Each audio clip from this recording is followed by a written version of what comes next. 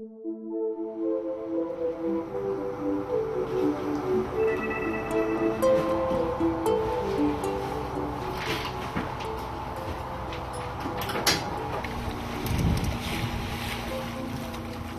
fish halibut and I fish sablefish and I fish for salmon. It's a good family business, you know, because we get to all be together. My family comes up here. I have an 8-month-old little girl that is on board with us. I was raised on this boat every summer of my life. We spent fishing here.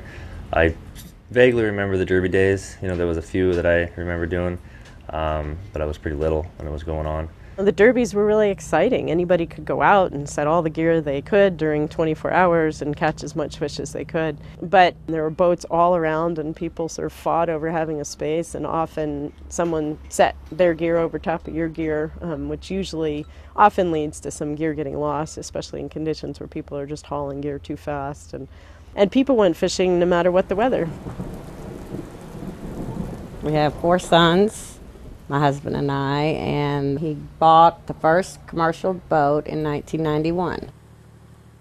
The little boy was always on the boat. From 2 to 3 on, he would go fishing. But his dad was gone for a lot of holidays and in a lot of bad weather, which was extremely scary, but that was when you had to go. You had to go when they told you to fish, and that was the way it was, so he did it.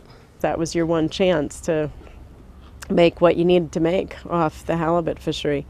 And I can remember openings that were terrifying. He got caught in a horrible, horrible storm out there, and a guy fell overboard. They had to get back on the boat. I couldn't get a hold of him. The Coast Guard couldn't get a hold of him, and it was 2 days of hell. It was horrible.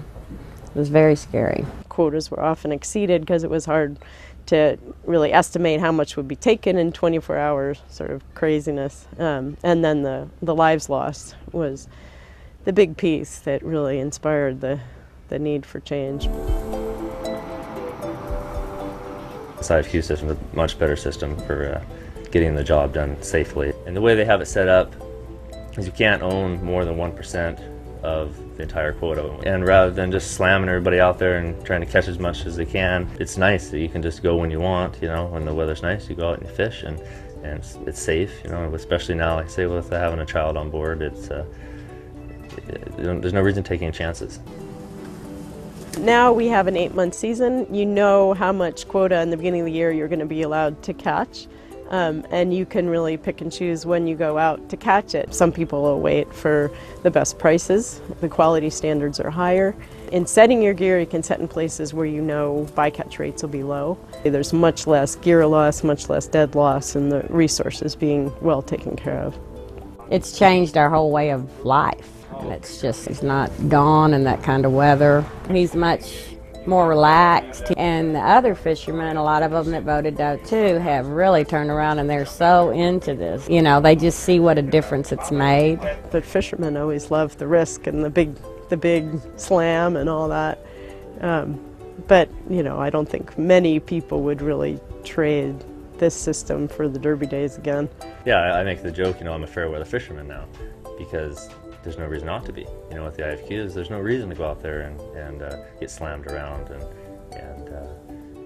you know, get your butt kicked for nothing. The thought of going back is just unimaginable. It really is. So I hope it just keeps growing and gets bigger. I really do.